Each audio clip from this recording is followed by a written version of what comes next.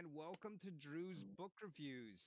We are here to have a dark conversation with Strange Mentality Paper all about his dark materials.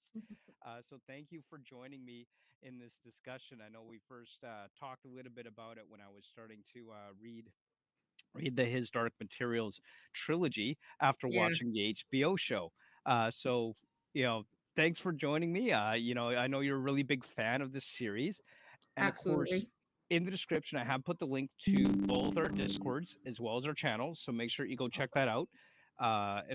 If you get a chance, or I'm sure you could get a chance at some point, be sure to go check that out and join us on the Discords as well as our channels. Definitely you've got some great content. I wish I had more time to watch more you put out, but finding time can be a bit hectic at times. But I'm glad that you could join me here. Definitely. One thing, I know you're a big fan. You're probably a bigger fan of the books than I am.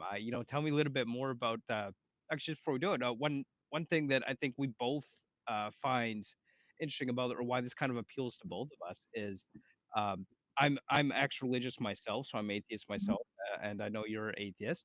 So a lot of this story. Hey, Bertie, how you doing? Thanks for joining us. So I know a lot of the primary idea behind the story is this idea of religious control versus science and reason, and I think Mhm. that's really why it appeals to both of us in different ways. But I'd love to hear your thoughts. What do you absolutely love about this? I know it's one of your favorite series, so tell me why you love this series so much. Well, first of all, it is my favorite fantasy series. So I like it.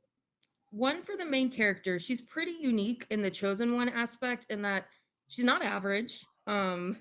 She's also not a genius. She's an obnoxious brat. I mean, wouldn't you say? Yeah, Yeah, yeah. definitely. She's a little terror, and I love that. I love the demons. That your soul is exterior in the form of an animal companion. This was kind of the book that made me fall in love with animal companions, and the ambiance, especially in the first book, which I call the Golden Compass because I'm in America. I know it's Right. Northern Lights to you. The ambiance and the coldness of that with the Northern Lights. I was almost going to say its scientific name, but I'm not going to. Not going to do that to myself. All But right.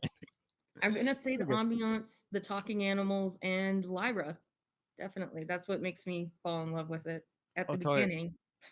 Yeah, Sorry, I it think I was an F. mentioned no, I think I mentioned this in my reviews, but I remember the first time I ever tried reading this series was back when I was still like indoctrinated into the religion I was raised in.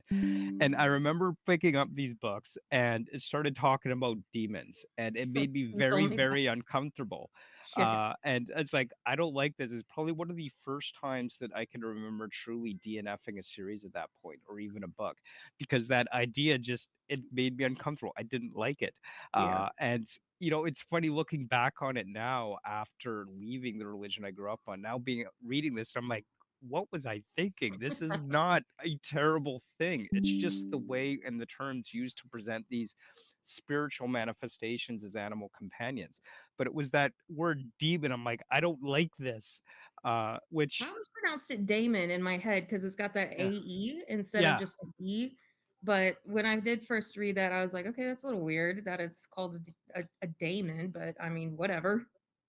Well, as I read, I kind of think about it's like I think we all have our own internal demons, the darker parts of our souls, right? And Yes. if you think about that, is the demons in this story, like they're often the ones that are fighting for their whoever they're the demon for. They're doing the dirty work, right? Essentially. I didn't realize that until you said it, but yes. Yeah. Yeah. Yeah. So it's kind of interesting. And then when I look at it now in the Hmm. worldview I have now versus the view that I had 10, 15 years ago, is that idea that our demons are a manifestation of our soul, but they're the part of our soul that does all the things we wouldn't want to do ourselves. And that we want to be disconnected from too, I think. Yeah. It's the maybe it's like that mirror part of us that we don't like. So they say that everybody's demon is kind of a manifestation of who they are inside. Do you want to do spoilers? Do you care? I don't care, but let's put out there may be some spoilers here because this is not planned. It's structural conversation. Yeah. We're just seeing what happens. So just there might be spoilers. Just putting that out there. Go ahead. Okay, so all right, I won't talk about Pan. I was going to talk about what he settles as, but we won't do Right. that. But we see with Miss Coulter, her demon's the golden monkey. Yeah. So something absolutely vicious yet beautiful. It's golden, and we've got Asriel as the snow leopard, who's again vicious, Love the snow. beautiful, in a cat. Love the snow But leopard, but I'm a yes, fan of big cats. I yeah, love I am cougars. I too. love leopards. I love them. I mean, Yeah. Florida Panthers is one of my favorite teams, mainly because I love their jersey and their Stanley Okay. Cup champions, which helps. But yes, snow leopards love it. Yeah. So we have bobcats in Texas, which are not as lovable, but yeah, there's Yeah. that. But no, I do think big cats are pretty cool things. Yeah. And we've got our fun-loving navigator Lee, who's got his jackrabbit as, Yeah. he's perky on the inside, and that's the I'm blanking on the Hesper, right? I For think some so. reason, I was Yeah. thinking here, yeah, Hesper or Hester, one of those. Something But like yeah, that. Yeah. he's got his jackrabbit, and um, trying to think of who else's demon we know. Oh well, it's that animalistic side of you that you want to separate yourself from.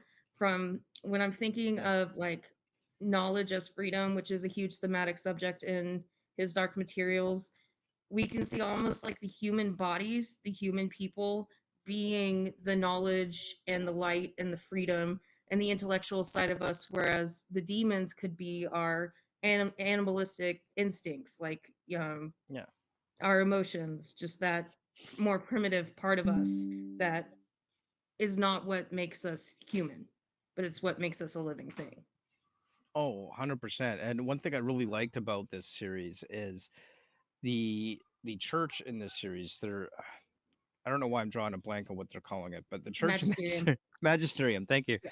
Uh, I I mean it's fancy. You got to have something that's kind of connected to the word magic there, I guess. But the I'm so sorry, magisterium. Felix. Uh, what I Do you, really like sorry, about that's my that. guinea pig screaming. If It's I all had a good. demon, it would be a guinea pig. Well, there I you don't go. know what you want. What do you want, Felix? I'm pretty sure He my wants demons attention. sleep. He hears Oh, okay. somebody that I'm not paying attention to you, not him, Well, so he's jealous. of course. I'm pretty sure my demon's just sleeping behind my computer right now. There you I'm go. convinced that my little Scully is my demon. Oh, what Yep. the heck? I'll just, show Do it, people do my it, do it. there. There's my little demon sleeping on the patio Oh. because she has to follow me everywhere. Yep, there you go. Yeah. So yeah, I love the how the magisterium is trying to cover up the truth about dust, Yes. which they call dust, but again, maybe this is a spoiler, but in our world, because there's a part of the story that takes place in our world, is it's referred to as dark matter. Yeah. What they refer to as dust, and I love how the magisterium is working Do so we want to hard. say what dark matter is? Because no, in real life, no one knows. But Yeah, do we want to say it? Is it? I guess it's kind of a spoiler for book one, yeah, but not the whole series. Yeah, yeah. So it's sin. So children are sinless, and then yeah. um, you see Another you see interesting the twist on it, yeah, for sure. yeah. There you For go. sure. Children are sinless, and that comes from a very actually the magisterium is supposed to represent the Catholic Church, but that's actually not a Catholic thing. The whole innocence of children and the age of understanding and the age of I don't know the word, not Yeah, I know. enlightenment, obviously, I but know it not can vary from atonement. religion. Yeah, I know Yeah, it the can age of vary from religion to responsibility or religion. whatever, where you Yeah, can be age of accountability. There it is. The yeah, age of accountability that comes from a very Anabaptist tradition, which was an American movement that started in like Rhode Island. Now we just call them Baptists, but the Anabaptists, the Reformed Baptists, and that's why they don't baptize infants because they can't be held accountable for their sin. So I find that interesting that it's not Catholic doctrine that is fundamental to this revelation in the book. This is a Baptist thing, whereas the magisterium, the way it's set up, is so obviously the Catholic Church. The way they're splitting children from their souls, and yeah, Yeah, I kind of always about the magisterium just kind of be representing organized religion in general, definitely with Okay. that Christian leaning, the kind of more of a Christian leaning on that, but definitely I never really when reading it, I never really imagined any one particular religious organization or church, Maybe but rather somebody just else kind of put like that in my head. organize, maybe I don't know, but just They kind are of that called priests, Christian. though. Yeah, it's They are called priests, and the idea of angels having free will, that's more of a Catholic thing. Not all Protestants believe that. But right, I mean, yeah, I think Philip Pullman has come out saying it's just all of Christianity, maybe. But the way the magisterium is structured is very Catholic. I come from a background of Lutheranism, fairly moderate Lutheranism, and Lutherans are structured fairly similarly to the Catholic Church, although the pastors have a little bit more freedoms, less restrictions put on them. Women are able to perform more duties in the church.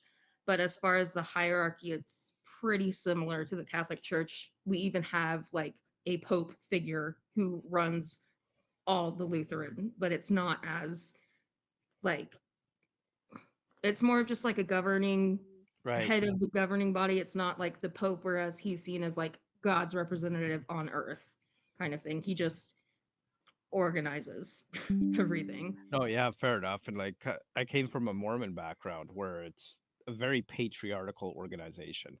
And I Mhm. really kind of got that sense as well from reading his dark materials that the way that the organized Christian religion is represented is very, very patriarchal. And while there are some women who are involved somehow in some capacity, they're really not in a position of authority or power or leadership within the And if anything, they're magisterium. subverting it. Yeah. We've got, or undermining it. We've got Mrs. Coulter, Yeah.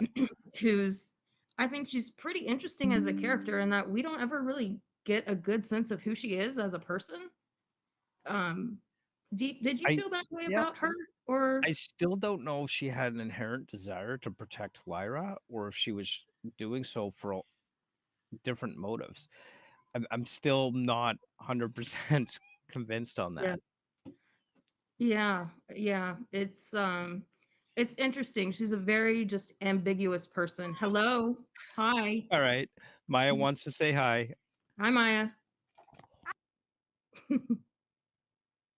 Yeah, Drew put himself on mute. Are you laughing about me? Yes, we're laughing about you. Now go. Dad, I would What? say, can I can you help me to come in my room? No. Bye. Life with children. I don't have children. I mean, I guess technically I have 150 of them, but yep, they're not. They You don't come get to home with send me. yours home at the end of the school day. Yes, exactly. I get to escape them. I guess there's Yeah. no escaping yours. But No, but they could be fun too. But yeah.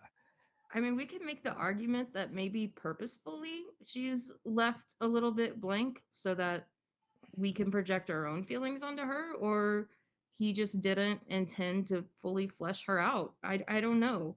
I am a little bit um I Drew, how much do you write? I know you write a lot of book reviews and they're I very well written, but on the creative aspect of it, uh how much I've do I've you, always got I've always got ideas in my head, but I've yeah. never really sat down and tried to, flesh out a whole book or story out of them. Yeah, and one thing, so I teach ninth grade, and Sorry, just a moment.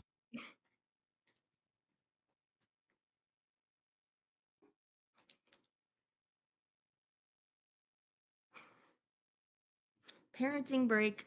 Let's fill the silence. So, what I was gonna say, and I guess Drew's still listening, so I'll say that so there's not silence Yeah, on the stream, is that I teach ninth grade, yeah, and one big section of our curriculum is author's purpose. So I definitely every time I read, because I write as well, but also because I teach office author's purpose in depth every year, often multiple yeah. times throughout the year. I do find myself when I'm reading wondering why authors make certain choices they make. And I am left kind of scratching my head as far as Mrs. Coulter's characterization, why we just continually just call her Mrs. Coulter instead of she has a name and they tell it. Yeah, Her name's Marissa, right? Isn't yeah, it Marissa or something like that? something like that. Yeah. Yeah. Yet we just always call her Mrs. Coulter, and it was not a happy marriage, clearly. Well, I think her obviously they're not together anymore. I mean, happy I marriages think he don't died. split, Like, right? yeah. I mean, but like, should we give? I don't know if we're gonna give it away, but I mean, Right. she's called Mrs. Coulter all the time, and even when things are just told from her point of view, she's just always referred to as Mrs. Coulter, and that strikes me as a means to keep her a little bit more distant from us, the audience, I never in really a thought way. about it that way, but I think what you're saying makes a lot of sense with that for sure. Uh, I mean, it depends on how it's written for me. Like, if I I don't mind when an author leaves somebody mysterious. It kind of leaves you in a position. It's like, well, what were their motives really? Yeah. I don't mind doing that. Like many times throughout the story, especially when she had Lyra, Mhm. it's hard to me to see that as not being selfishly motivated for her.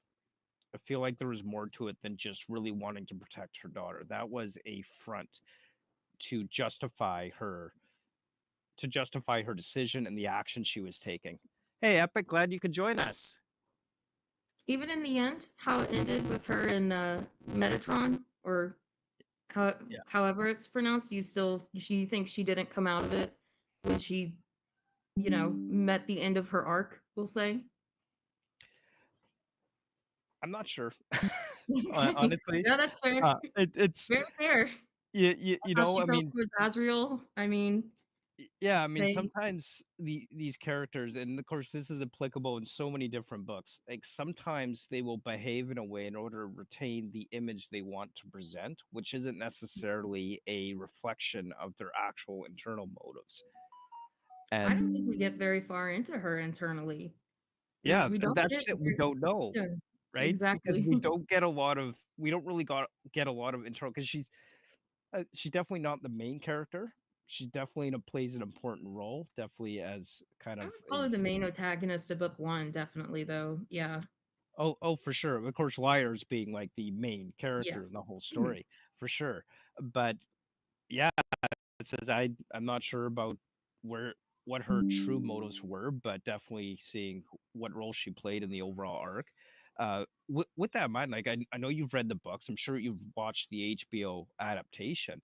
Yeah. I know adaptations can be definitely a hit or miss with the fan base. It's total hit for me. Total hit, awesome. Total hit. I And I I've enjoyed it. read all of them. I've read all of the Book of Dust that's out so far, so just the first two technically. I've read all the novellas, and I even read the little cash grab journal called like, not Demon Voices, like I think it was the Imagination Chamber, where it was just Pullman's notes that he put together writing. Um I think I might have sold that because I needed cash. Because you sell, like, there's a store here called Half Price Books. They give you cash for books. I Oh, was like, oh, nice. I've read this. It's pretty. Maybe they'll give me money for that. But I've read all of them, and the series takes a lot of that extra content that's not in the main trilogy and puts it in the series. Like there's a novella about Lee Scoresby and Yorick, the bear, and Hesper, Love the and a bear. lot of that is taken in, especially during the part in season two where he's imprisoned by Mrs. Coulter. Um, when his backstory comes out, that's all from the novella. And then when we see at the beginning the sort of prologue of Lyra being dropped off during a flood, that's the whole plot. Like that's how the first book of the Book of Dust ends. La Belle Sauvage, you're Canadian, you can speak the French here, not me. But Trust me, I can't speak French. yeah, but that's basically how that book ends. So Right. it takes a lot of the overall just complete HDM content, not just the original trilogy, and puts it into the series. I love the Definitely to very. flesh it out more, and because film's a visual medium, we just need more to keep ourselves looking at the screen. Oh, definitely. I think there's a lot of books out there where you really have to take a very different approach to the adaptation. Just just diverting a little bit. I mean, a classic example of that is Dune, especially after the first book, where there's not there's a lot less action in the following books than the first one, and so Hmm. you really have to adjust how you present that. And that there are a lot of books where you got to do that. And I think taking some of that material from the Book of Dust, as you mentioned, I haven't read the Book of Dust yet, so don't know Recommend. a lot about it. But well, I might get to it someday. We'll see. But good to know you recommend it. But taking some of that material and putting it into the series to kind of help flesh out the visual medium of it better, I think is a good way to approach these adaptations. And there's so many books where doing it that way is a good way. You don't necessarily have to stick to one book per season or one book per movie, right? I don't know what's going on in the chat over here. Do you know this person? I don't know. Okay, well, hi Wesley Curry the Yes, second. yes. Hello. Okay then. Well, anyway, speaking Hey, you're of giving me views, so thank you for being here. yes, I was not very old on October 10th, 2005. Okay then. All right. All right. Maybe Yeah. does this have something to do with your 666 views that you got May- Maybe I today? don't know. I don't know. That was pretty Did we awesome. invite someone in here?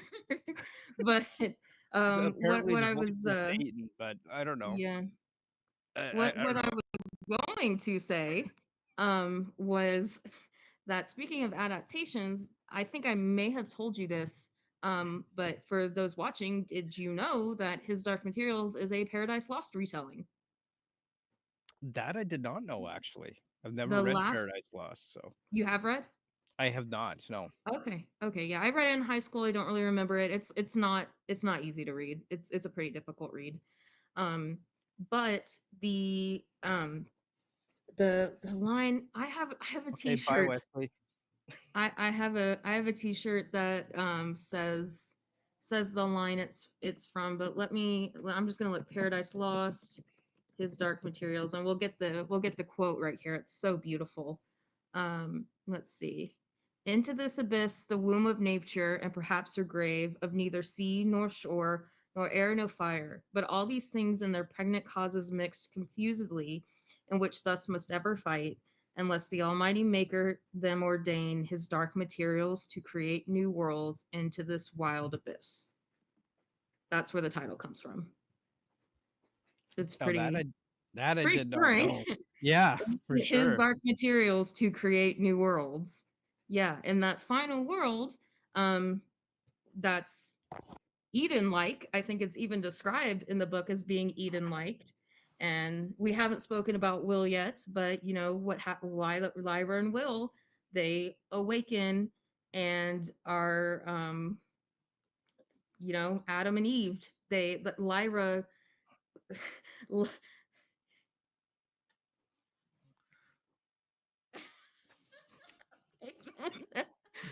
okay. Um anyway, This so Wesley guy, I tell you, like, what the hell are you doing, man? Like, get out of here. We're gonna be branded now. Something about okay, cash and money. gray Okay, scabs. bye. Did we attract? I wonder if we attracted like some religious nut because we're talking about this. That seems the most reasonable. Or it's a guy just trolling us, but he's a Yeah, good whatever. He's troll. gone now. Okay. Well, anyway, Lyra is actually supposed to represent Eve, and I don't know if you heard this when you were like looking into the series, but they kill God in the end. Is that something that came up when you were hearing about it? Not when I was first hearing about it, no. And I also didn't So really know the whole idea of Lyra being Eve before I actually read the whole series. yeah, Um, I I knew that's it where was the kind of like confusion. magic and Yeah. church and science and that kind of thing. So But beyond that, that's where the whole killing God thing kind of comes from, which clearly we know they don't kill God. Um, but Lyra and Will are supposed to be Adam and Eve, and they create a world where the magisterium, which represents organized religion, is no longer needed. So, because they kill the false god, I guess, uh, they find out that the god's not really a god. He's just an angel posing as God. Yeah. God's not really God. It's just the projection of every religious person themselves.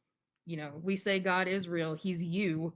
That's why he believes what you believe and hates what you hate and all that Yeah. stuff. So I feel like that's what that represents, and that gets misconstrued by religious people as the reason this book is evil is because they kill God in the end, which they don't. So it's kind of like that thing, tell me you haven't read a Yeah. book without telling me you've never read a book type Oh thing. yeah, Yeah. exactly.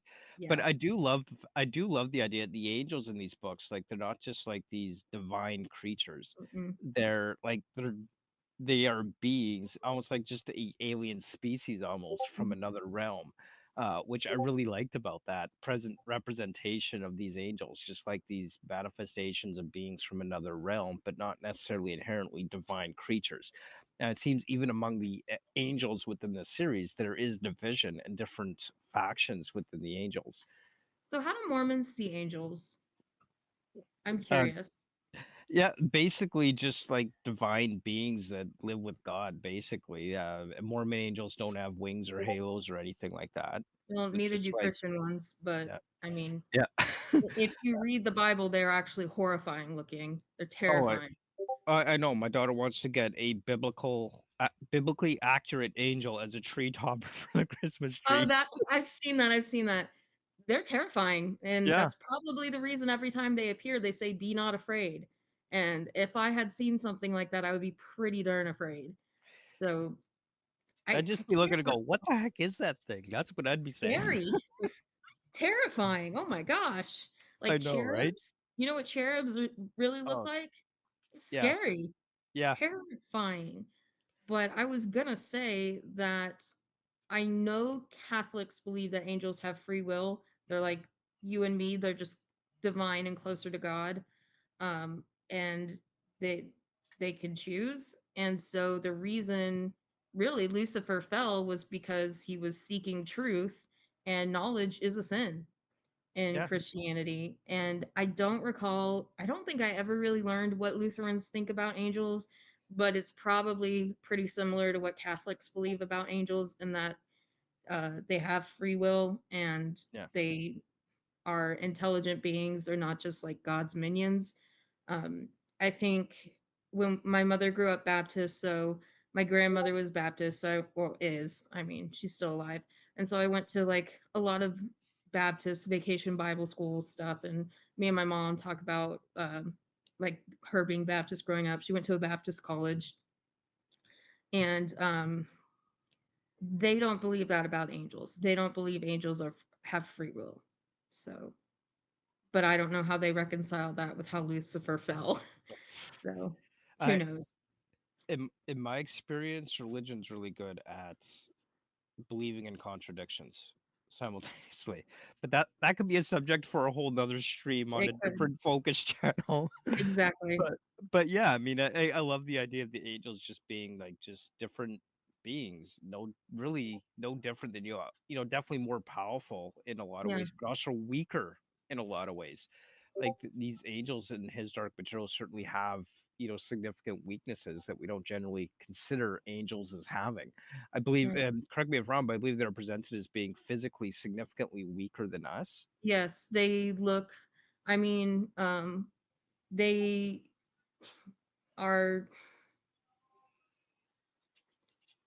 like, we look at like a medieval painting of women and how women were kind of portrayed as almost childlike, but not Yeah. really, that like sort of glowing innocence you see about a child, but in an adult's body, Yeah. that sort of romanticized ignorance and just kind of like weak appearance. Um, that's kind of how I felt like they were portrayed. And yeah, they weren't the big 9 foot tall, beautiful, glowing creatures. They just looked like regular, kind of skinny looking people. Yeah. Yeah. Yeah. Exactly. Um, I don't know if you thought about this much, but I don't know if I'm just getting this from the HBO adaptation where it was in the book, because I at this point it kind of all blurs together for me. Yeah. But I loved how at least a couple of people from the leadership of the Magisterium, their demons were literally snakes, Yes. which I love that because the snakes are like the ultimate bad guy in the Yep. Christian religion. And here we have the leaders of the Magisterium, the religious representation of organized religion in this book, and their demons are the snakes, which I Yes. absolutely love that. There was a snake, there was a rat, there's all those animals that humans are disgusted by. I have the same. I probably have the same omnibus you do, and that's the I read out of a digital one, starting 2019, ending just before the pandemic. But I did read The Golden Compass as a child, and when I first started reading it again as an adult, I was like, "How did I get through this as a kid?" Because the language is kind of purple in there, and it opens in media res, so yeah, as a young mind, I'm not quite sure how. I mean, obviously, I didn't comprehend totally all of it. Yeah. And in that way, it could totally be just, sorry, there is a gnat in here that's harassing me, but it could totally be seen as kind of an anti Narnia in a way where that sort of anti religion is just going to go over kids' heads and it's just going to tell a good story. Whereas Narnia, it's like the religion is is Oh my god, piled I heavily didn't on even you, think but I about didn't get that. it as a Narnia kid. is like until you mentioned it didn't it never even occurred to me. Narnia literally like the opposite of his Dark Materials. I just killed the gnats. Good job. Yes. Like I Sorry, it was never even driving me thought about nuts. It was trying to Narnia. get in my Yeah. eyes but I got it. Oh my gosh, it's been Um, so long since I've read Narnia. Like I definitely saw but like the Lyra is like an anti-Lucy. yeah. And we start in a wardrobe, don't we? Does Don't Lyra? we open in a She wardrobe? does. Yeah, she does. She was hiding in the wardrobe. That's right. Yeah, she was hiding there with her demon when she overheard something she wasn't supposed to overhear. Wow. I mean, I know it was kind of meant to be the anti-Narnia, but I didn't realize how friggin' just like literal he was going for it. And Lyra even kind of sounds like Lucy. Does a little Lyra's bit. fun. Yeah. I like Lyra, Lyra. She's fun. yeah. The name Lyra. I love that name. That's a cool name. But Yeah. If I had read the books before I had kids and loved it as much as you, one of my kids probably would have been named Lyra. probably yeah. I don't know. I don't know if you want your kid to turn out like Lyra in the beginning at least. She's a menace. But I did Yeah. not actually I really liked the actress. She was a great actress. Evidently she was I haven't seen this movie, but the Wolverine movie, it's called like Logan or something. I don't know if you've seen it. I haven't seen it. No. Okay, well she's the little girl from that movie. And Oh, okay. we know his Dark Materials came out right after Game of Thrones ended. And when I first saw um the trailer for it, I was like, "Oh my god, it's his Dark Materials." And then they showed Lyra and I was like, "She looks way too much like Arya." Yeah. She definitely looked a little bit like Arya in there cuz Lyra's described Yeah. as being blonde. I I And don't think this is the first adaptation of his Dark Materials, though. I'm pretty sure there's been other no, ones. there was a movie with Nicole Kidman and it was just the Golden Compass, and that's was like my first real exposure to the whole controversy around it. I didn't know it when I was 10. I just checked it out of the school library. But yeah, Surprised I it knew hasn't it made a had it, bad books list yet. no. But I just knew back then there's actually something that happened over Christmas time that's kind of funny now that I think about it. My cousin was saying I guess, we were at the kids' table and the adult table, they were talking about it. And my cousin had said something like, "Oh, I might go see it." And his dad, my uncle, was like, "No, it was written by an atheist and you're not going to have any part of it." And my cousin was just like, "Okay." Like after Oh being wow. scolded by his dad in front of everybody. But Jeez. I remember asking my mom, I was like, "Why does everybody hate that book?" And she goes, "Well, there's something about killing God." So yeah, but both my parents love the show. My mom says if she ever gets to retire and live happily, she's gonna read the books. But My You know, parents aren't as big of readers as I am, but they are readers, but they're more like a, you know, one book a month kind of person. They always have something to read, but they don't go at it as hard as we do. it's funny that it's something about killing God, as you put it, is what's sparking so much controversy among certain communities. Yeah. And the reason I find that kind of funny is because in Sanderson's Stormlight Archive, there's a character that literally declares God is dead. And whatever Mm, that being was, it was never God to begin with. Like, if his Dark Material is getting that kind of heat for that, how is Sanderson just coasting by and nobody bats an eye, making the because same Mormon. kind of idea? I mean, Maybe, yeah. maybe the fact is that that book, Sanderson's book was not written by an atheist, but this one was.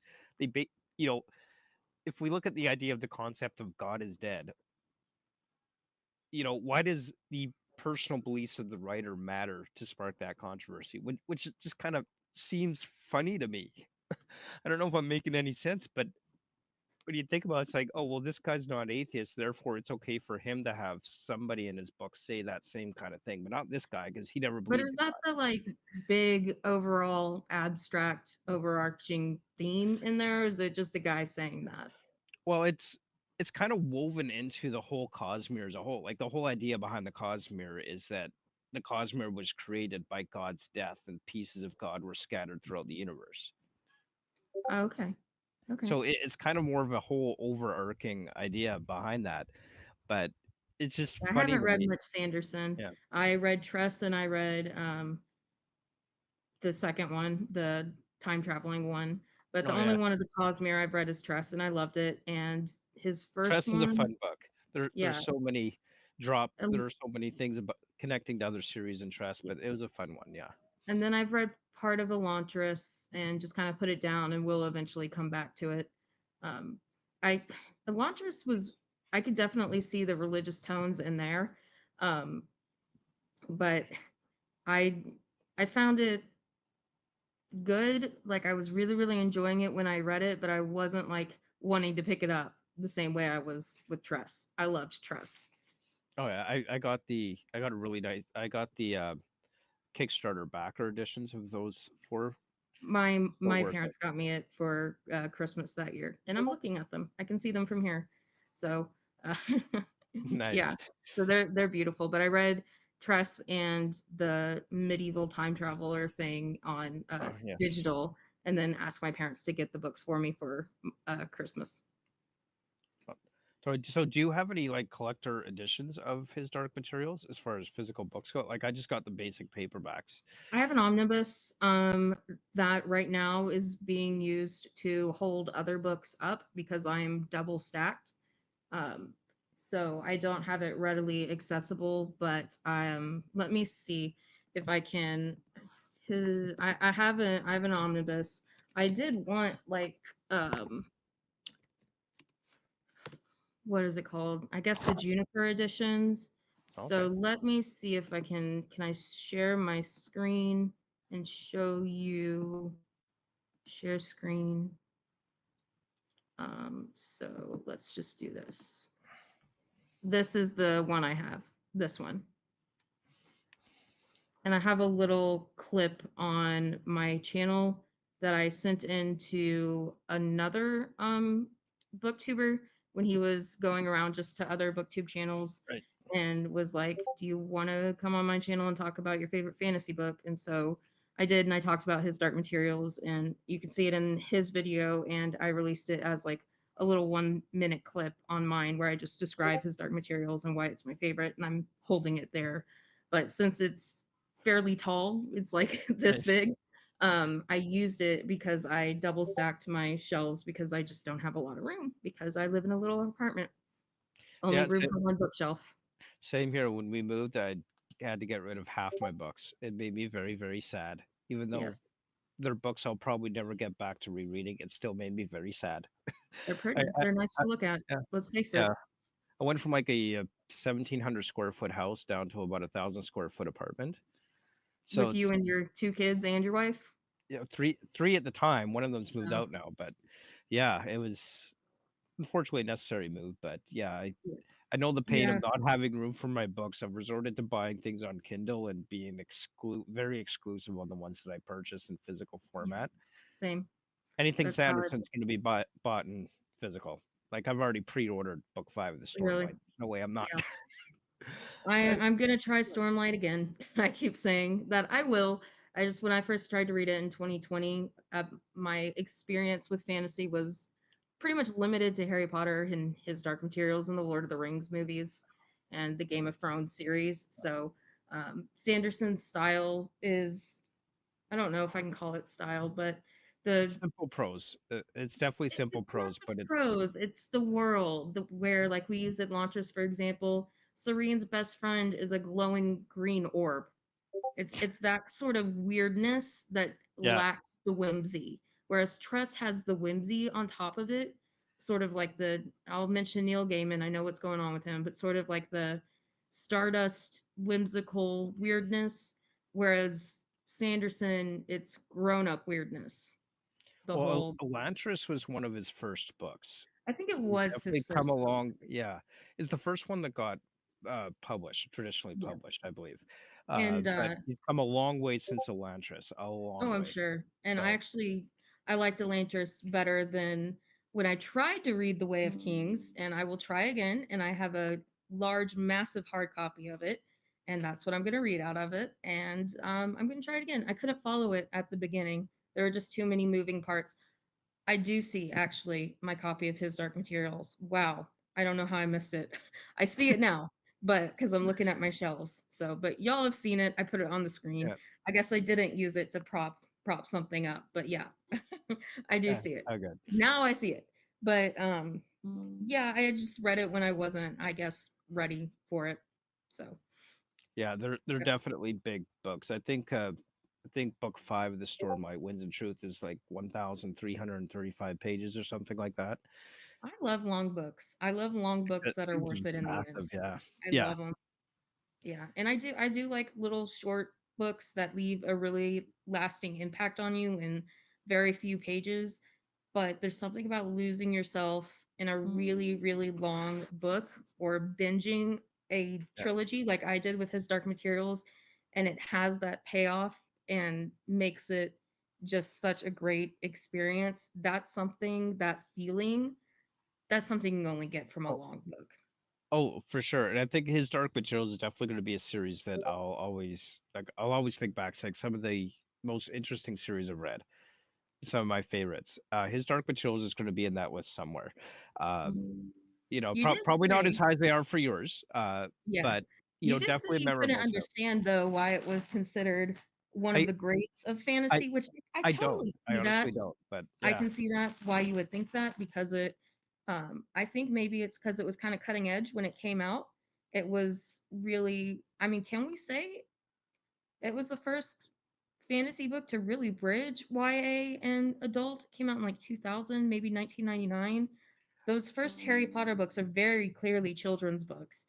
And yeah, this one really could be or maybe isn't. Like it, Pullman yeah, it's has said definitely he didn't write possible. a yeah, Yeah, because Pullman said he didn't write a children's book. That's just how they decided to market it as just YA. yeah. Um, but I mean, yeah, I definitely it's like kind the of hard to series, put into but words about why I yeah, understand why you think that. And I think you've been having a hard time putting into words too why you think yeah. what you're thinking almost. Yeah, it's So the as for a book series, a story, a concept, ideas presented within it. It's definitely a unique. I haven't seen any animal companion stories that are presented in quite the same way that his Dark mhm. Materials is. Like it's a very unique approach to having these animals as part of our companions. There's so many great things about this series, absolutely. Oh, But definitely. yeah, it's just like As that one one of of the the things. big One of staple the heavy greatest ever. hitters.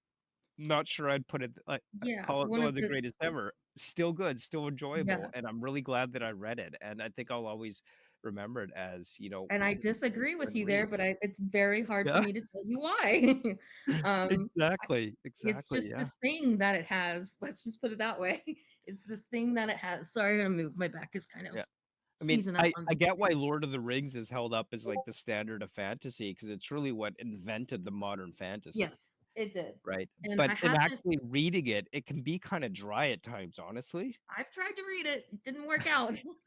I've tried the But Fellowship you of the know, Ring. I kind of, and you may be right in that it was one of the first books that kind of bridged the fantasy YA gap. But would Um, that be a reason for it to be I'm considered not one of the sure. greats, you Yeah, know? Like, exactly, right? I mean, there's a lot of YA fantasy out there now. I know Harry Potter is generally considered YA fantasy as an example of that, but I think it's noted that came out after his Dark Materials. I I think mean, I they could be actually came wrong. out around the same time. Maybe they did, And yeah. Philip Pullman has said that he finds it hilarious that the Christians have gone after Harry Potter when he specifically wrote kind of an anti-Christian book, yet Harry Potter gets all the vitriol. Oh, Like I know. not all of it, but far more than he does. He's My come out and daughter's said, teacher has a Harry Potter shrine in her classroom. "Who? My daughter's teacher, she's Yeah, got a Harry Potter shrine in her classroom. She's got yeah, multiple copies of the books. She's got oh, like the sorting hat. She's got a yeah." wand and like you And she just hasn't walk had in there and parents. it. Has she has parents come all over her? Well, not that she's told me about, but I mean, when I was in that class, I'm like, sweet, a Harry Potter shrine. I'm like, I'm guessing you're Nice. a Harry Potter fan. Yeah, yeah. My I've already had I just moved to a small town. I wouldn't I'm sort of at the what I'm going to call the buckle of the Bible Belt, far north Texas, right on the Right. Oklahoma border. And I already had a parent get on to me for using Adam and Eve as part of our creation myths section. We did Pandora's box, and I mean it's a helicopter parent, but still, yeah, one of my honors students. So in my Oh, honors class, we looked at creation myths. We did Pandora's box. We did the Aboriginal dreamscape. We did the Japanese myth. We did the world on the back of a turtle, and we did Adam and Eve. And I referred to the it as Discworld the one. Hebrew myth, and that upset her. And it didn't Uh, even like occur to me that that might cause issues, but oh, it yeah, did. that's just ridiculous. I am 100% a fan. I think books should be available to everyone, including his Dark Materials. And definitely, I'd imagine that in the Bible Belt, there's got to be parents that would I, object to something like his Dark Materials being in their school libraries. and I can respect that Yeah, as far as parents not Harry Potter. I think is a little ridiculous. I yeah, can respect religious parents not wanting their children to read this. That's their right as a parent. If they say, no, this doesn't follow my values, so I don't want my kid to read it, I respect that. But when it's something like Harry Potter, no, this doesn't follow my values, so my kid's not going to read Harry Potter. Harry Potter does not have an anti religion, overarching theme. His Dark yeah. Materials does. If you're a religious person and you don't want your kid to be a part of that, that's your right. That's fine. But certain other books that get that kind of vitriol is just like makes me roll my eyes. Yeah, what drives me up the walls when they go out of the way to take books Yeah, out of school libraries based on the ideals of a yeah, rather outspoken minority group of people. yep. Uh, that's I, what drives me up the wall. And I haven't, like I said, I haven't actually heard of his Dark Materials being banned, but I know other books are. Like there's a Margaret Atwood book, Oryx and Crake, that was recently banned in the state of Utah from all uh-huh. public libraries and schools. Which I'm like, wow, really? Oryx and Crake? Okay.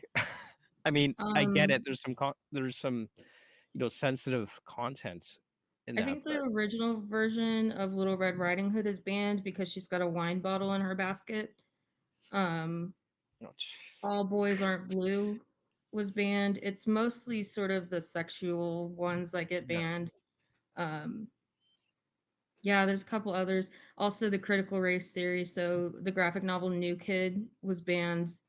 And we're saying banned. They're not banned, but they're just yeah, removed from libraries. yeah. That one, Dear Martin, was challenged. Um, a lot of Jason Reynolds's books have. The Hate You Give was challenged. Um, The Hill We Climb was banned. Hey, So yeah. Sochi, Hello, Sochi. thanks for joining us. Yeah, there's a lot that have fallen on that list. I'm actually glad to see that I haven't seen his Dark Materials make one of those lists. I think that's a good thing, Yeah, yeah. because surprising, admittedly, considering the type of story that it is.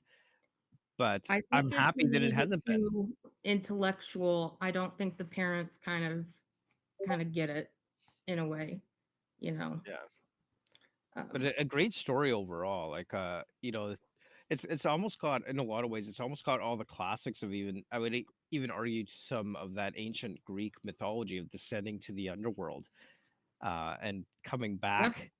back from the Mm. underworld. Like that's one of the aspects I think I enjoyed most about it. Is it? You want to talk about the personification of death, literal Yeah, personification of death? yeah, I'm go ahead, finish what you're saying though. That just popped into my head and had yeah. to come out of my mouth before I forgot. It's all good.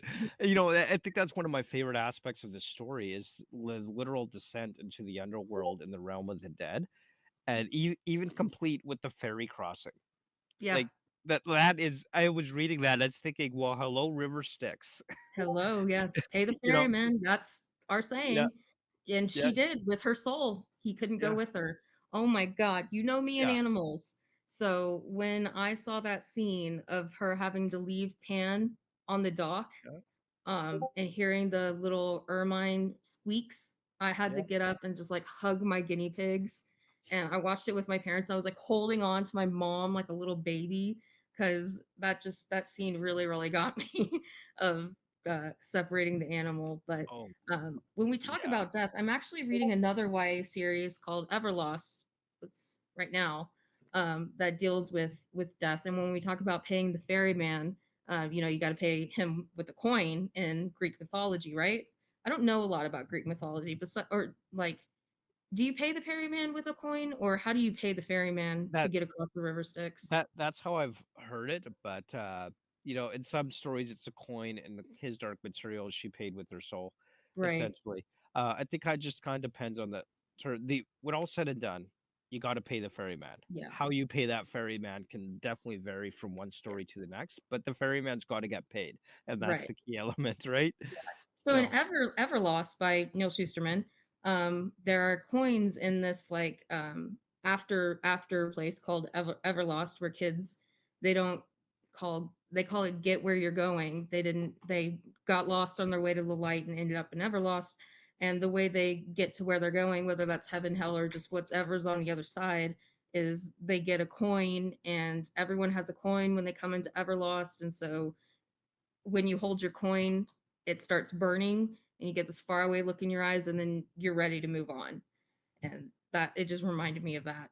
So, but off topic, but we're talking about the ferryman and Lyra's death. What yeah, is Lyra's death in this series? what it yeah, I mean, at the spoiler alert, at the end Lyra's not really dead. Well, It, that and she comes also back from that. So did she die and get resurrected essentially, or did she somehow, break the rules essentially and circumvent that whole thing? Was she well, her able to? death is a person Yeah, who comes and speaks to her, yeah. which that's why I say the literal Well, I personification of death. It's a person. right. Yeah. Yeah, that's crazy idea that your Yeah. death is someone who it's definitely one Has of been the with you and has better known you. interpretation of death And in literature. and the I fact mean, that your death knows you better than your own soul does. yeah, that Yeah. that's just crazy. I mean, now that I really think about it, if I were to name some of my favorite personifications, favorite representations of death, I think I'm gonna have to put his Dark Materials and Death from Discworld like right up there at the top. Yeah. But yeah, until you kind of got into a further explanation, it's like, right, that is so true. That's such a unique way to represent death. And Uh, she's not she's ominous in her own way. She's creepy in her own way. But again, kind of like the angels, she's just a normal looking woman yeah, who, yeah. I mean, that's not what we think about when we think about the perception of death. I think we think the Grim Reaper, or at least most people do, when they think yeah, about death having a literal form. But nope, this is just, and it's interesting that it's a grown up too. It's not a child. yeah. I And think he your moves death his mic is too. unique to you. Yes. Which I mean, can you imagine a world where we could actually see our own death and talk to our I own don't think death I would want figure? to Like, live in that world. I'm not sure I would either, Yeah. but I think it'd be a very unique experience to learn about yourself in a way you can never.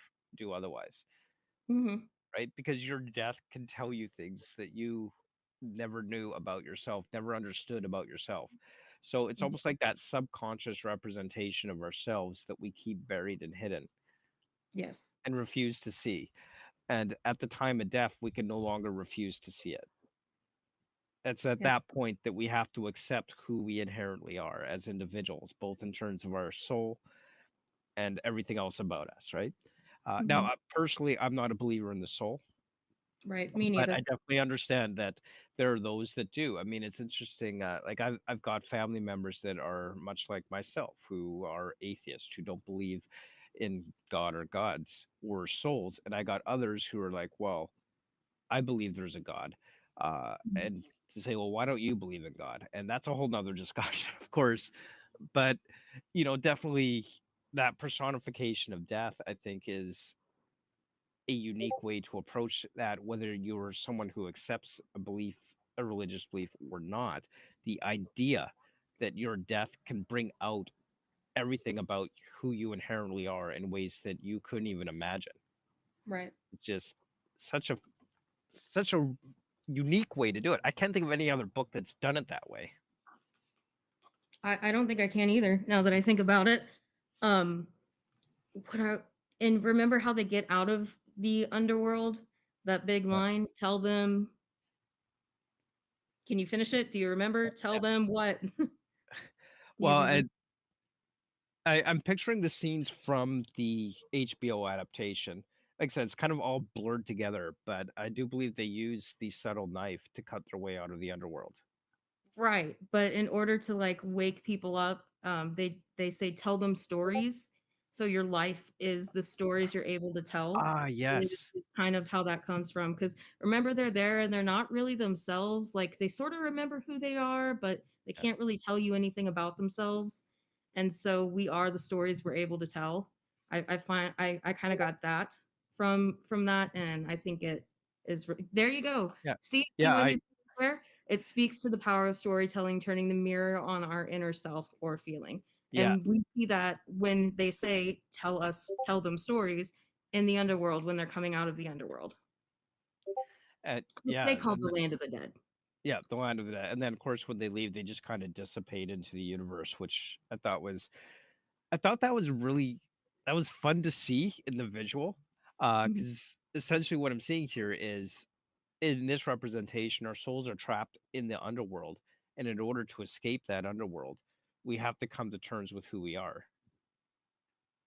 And then once you've done that, like the essence of your soul, the energies of your soul can just once again become part of the greater universe, kind of thing. And I like Although that there's no and in the series it's kind of like a almost blank moment. There's no swelling music. There's no like flashbacks to their life. It's just it doesn't need to be, no, right? no. It just makes it simple. Although they, what are they, the Nuefla or what?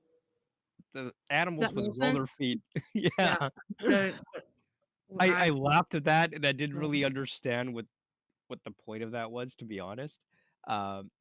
Are we supposed Really, to?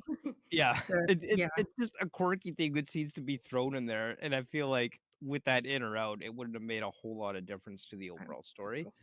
I don't think But so. it was funny to see and funny to read about. I'm just imagining these alien elephants rolling around on these ball nut things. Yeah, but in the book, the wheels don't like they defy physics. Yeah, Um, yeah, like Mary's looking at them. Mary plays the role of the serpent. She tells Lyra and Will about this love affair she had that made her leave the church, and that's when they sort of awaken and enter puberty and discover they're attracted to each other. And after that conversation that happens in the Garden of Eden world, um, and there is some controversy about what Lyra and Will, what they actually did. In the books, they're just kissing, but there is a scene where they go back to like a tent together or something. And it kind of is left up to you what they do in the tent, but I'd it's say not it's really all it's I'd say it's implied, and that's all we need to know, y- right? exactly. Yeah, yeah, I read something online about that, but when I first read it, I didn't that didn't click with me that oh maybe something further happened, but maybe I didn't want to think about it because they're like 13, 14 in the book, and then in the show, Lyra's like 16. She starts at 13 Well, and ends at 16, I think. if they'd But I gone know in the beyond books, going into the tent together, it wouldn't have been classified as YA. Like, let's well, be honest, right? uh, I mean, I don't know. I Yeah, don't really recall thinking that was inappropriate or whatever happened, but there's another nap between them in any other way other than the kissing. But I mean, I will say, as far as casting in the series, they did a really good job of finding a little girl that was like about to hit puberty. The way she just looks, like you can tell she's 12, 13, and they filmed both seasons back to back so that she couldn't age too much. So season one and season two, that's why we got season two right as COVID was starting, because they filmed them so close together so that Lyra, or the girl playing Lyra, good wouldn't timing. look too old when they came back. And I thought it was interesting that they still showed Roger. Roger had clearly aged Yeah. from when we saw him in Lyra's Oxford to when we saw him in the Land of the Dead. He was older, and they were just like unashamed about that. So that Oh, was cool. they can't really go back in time and get the younger actor. Exactly. I mean, you could But I mean, recast him, but if you want the same person to play him, you kind of got to they work could have for they yeah. could have filmed it though. They could have filmed it when he was younger. True. So I thought that was interesting. But yeah, Pullman's philosophy of death, the soul, is tied to his perception of sin, good life, and the conscious, the soul. He thought guilt was the church's tool to wield people's will, a tool for control. Which, yes, there's a big conversation between Lyra and Azriel towards the end of The Golden Compass, or Northern Lights for you international Yeah. people, where they talk about that, about original sin, and we suffer for our ancestors' sin of eating an apple and how ridiculous it is. Yeah. So guilt is a major tool that Christian, or the church, uses to Oh, control Christians. big time, big Yeah. time. I mean, I got a friend, godless engineer. Haven't watched I love much of his Christian. I stuff love recently, Christian. but I had an opportunity to be on his channel a few years ago talking about my Oh, you gotta transition send out me of the link. religion. You gotta send me the And link. it's kind of one of the things that came up in discussion, if I remember correctly. It's been a long time, like that was like 2017, so quite a while ago. But it was the idea of guilt and sin Mhm. being methods of control. Like in my experience, that's very, very true. And I know there's definitely a community out there that won't like to hear that, but I'm just being honest. And there's And also the foil to that with the need, or I'm gonna say the demand, to forgive people when they wrong you, or yeah, you're going to be guilted into thinking you're the bad person for not forgiving somebody. And yeah, that's something that I really dislike about this idea, because Christians believe that Jesus died for our sins, and yeah, he forgave everybody for doing that because he loved us so much. So the ultimate showing of love and being a good person is forgiving the unforgivable, which I find almost as victim blaming in a way. yeah, If you can't forgive, you are a bad person. So, and there's a big difference between moving on and forgiving. yeah, And I feel like well, no, I know for a fact in Christianity, they lead you to believe you cannot move on until you forgive people, yeah, which yeah. is just not And true. no, definitely not. And I think there's definitely room for a lot more literature like his dark materials in the market. And I would love to see more stories tackle this idea through a fictional narrative. And one thing that I really kind of believe is that it's the stories we tell ourselves as a culture, a reflection of how our culture thinks and feels, and they Mhm. are a fantastic tool to open up that discussion Right. about different ideas, with whether that's political, social, economic, religious, whatever. And I am 100% a fan of the idea that no subject is taboo. uh, there you can approach things in an effective way. There's poor writing and there's good writing. Right. Ultimately, the subject itself should never be taboo. And this discussion is an example of how literature addressing what might be controversial ideas can actually create good conversation Right. about the very ideas that these books and literature uh, represent. We're doing a Dune buddy read over on my channel as well over the next couple of months, and even Dune tackles these ideas of It religious does. control. Isn't Paul supposed to be the Islamic Messiah? It definitely feels Islamic, and the Fremen culture definitely feels very Islamic inspired to me. I haven't actually, when reading it, like I don't view the Muad'Dib religion as Islamic itself, Okay. but definitely inspired by the Islamic desert culture Okay. for sure. 'Cause based on I haven't read all of Dune, but based on what I had heard, is was that Paul was supposed to, I guess, either maybe I guess it seems more like he's an analogy, I guess you could say, for the being the Islamic Messiah. But I thought he literally was, or maybe he's Yeah. using that religion as because it's thousands of years in the future. Maybe that's what Islam becomes, or he was just inspired as whatever. Yeah. But yeah, Yeah, I'm not that's just a overly concept in my familiar head. with It sounds like. yeah. I'm not overly familiar with Islamic cultural traditions and religion. I have basic understanding of what Islam is, but I'm not really that familiar with it.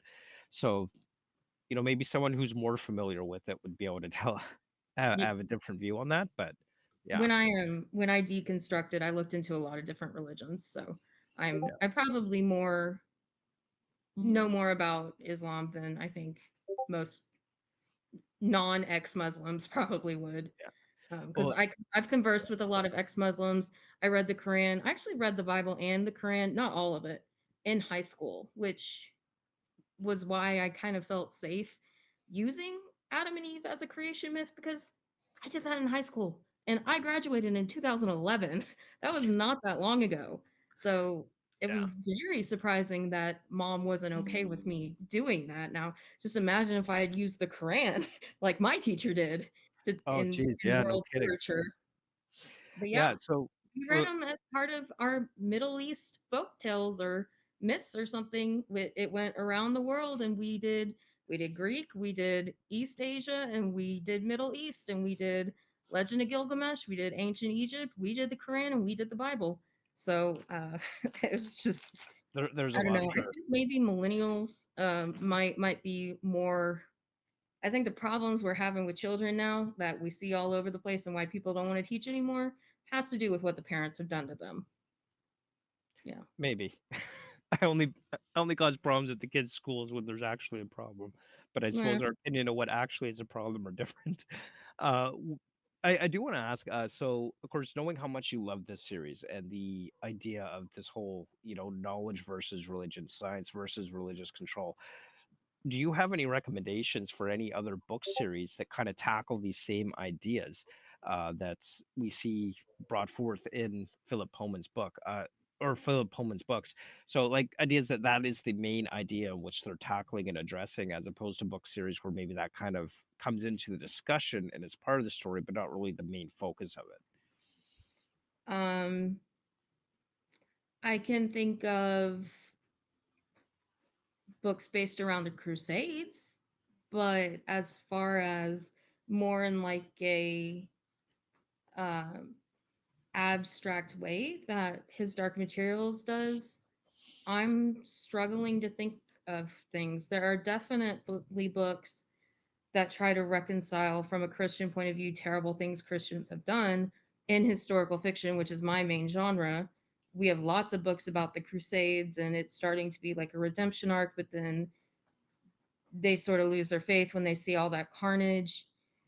Um, some like the um, well, I just watched the movie The Witch. That could kind of be one. Okay. 1630 and just shows paranoia and the fear-based puritanism of that and how scared they were of the devil. But it's everything I've come across is way more in your face than this. I can think of books on the other side of the aisle who use religion in a a pro-religion stance that do that. Obviously, there's Narnia. There's also a series for adults called the Circle series, written by a man called Ted Ducker, who's a pretty good writer. I've read some of his books. So that one is also portal fantasy, but it's instead of a wardrobe or a tapestry like the Fiona Var tapestry, it's a guy living a double life when he sleeps. So, Okay. but as far as with anti-religious themes, I cannot think of one. So, I guess maybe that means it's unique and it stands alone in how it approaches this. I hope nope, maybe one day nope, we'll nope. see some more. I'm changing my mind. Okay, okay. Unwind, Unwind by Neil Shusterman. Oh, okay. It criticizes specifically Christianity a lot by tithing. Um, I don't know how much you know about Unwind. Um, I know about it, tithing, but not on mind. so we could also say in Scythe too a little bit. Have you read Scythe? I know about it. Okay. I love the concept behind it, but I haven't read it. So there's no religion in Scythe because people have mastered death, but there are what's called tone cults where there are monks who worship sound, basically, the tone the earth gives off. I don't know if Neil Schusterman's an atheist, but he certainly comes off as one in his critiques of religion. Even Everlost, I by Neil Schusterman has some tone that is not overtly anti-religious, whereas Unwind is. So Unwind takes place after the Second Civil War. It's in the future. It's dystopian. The Second American Civil War was fought over reproductive rights, and abortion in any form has been completely outlawed. And so, to reconcile for this, to end the war, parents are allowed to unwind unruly children and retroactively abort them. So, basically, your body parts and your organs get painlessly taken away from you and given to people in need. So that's the form of medicine.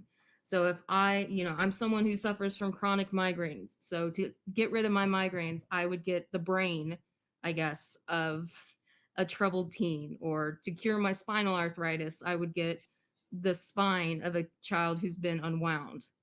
And That's just weird.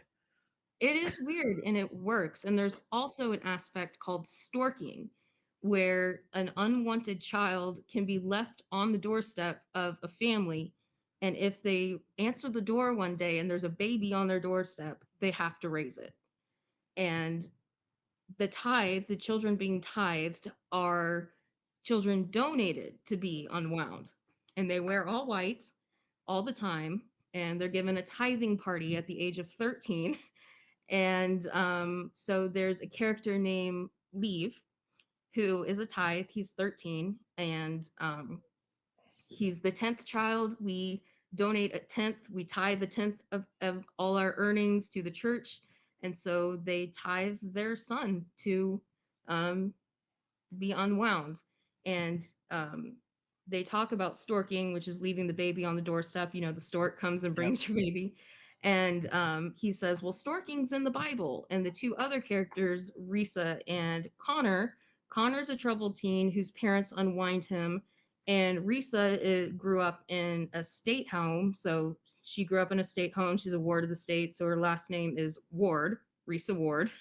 And she's an average person. She doesn't do anything great, so she's a waste of space. So they're gonna unwind her, and they encounter each other and go on an adventure to try to stop unwinding people over 5 books. And he says storking's in the Bible. Moses was storked, and it was Right.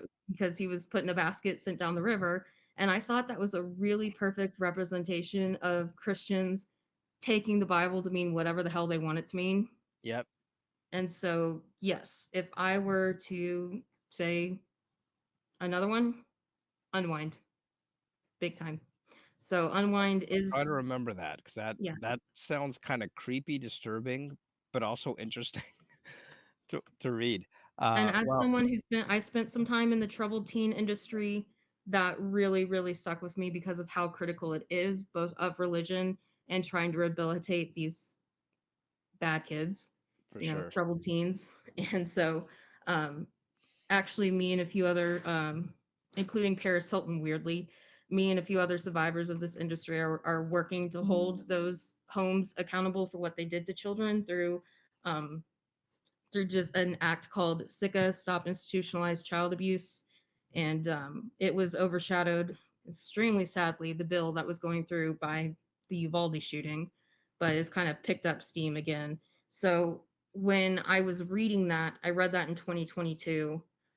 And my favorite book of Unwind, it's actually a 4-book series with a short story collection, and my favorite book was actually the short story collection.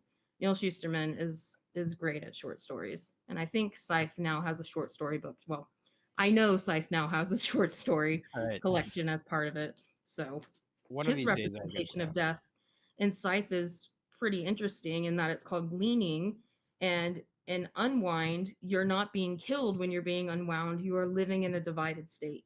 So he deals with death in an interesting way too. He's got an entire book about the afterlife, entire trilogy. So, I'll Unwind get came to it out eventually. during, yeah, came out during the YA dystopian craze, I think 2007, and because that was the same year the Hunger Games came out, and then I think Divergent was like 2 years later, it did fly under the radar, and in my opinion, is the most underrated YA series of all time. So glad it's getting some publicity here. Oh yeah, absolutely. And well, if you're recommending it, then I'm sure it's great because I know you definitely you have good taste. I haven't watched all your videos and bookish content, but I see some of the videos that you post. Like, yeah, that looks like an interesting concept for sure. So I'll get to them eventually.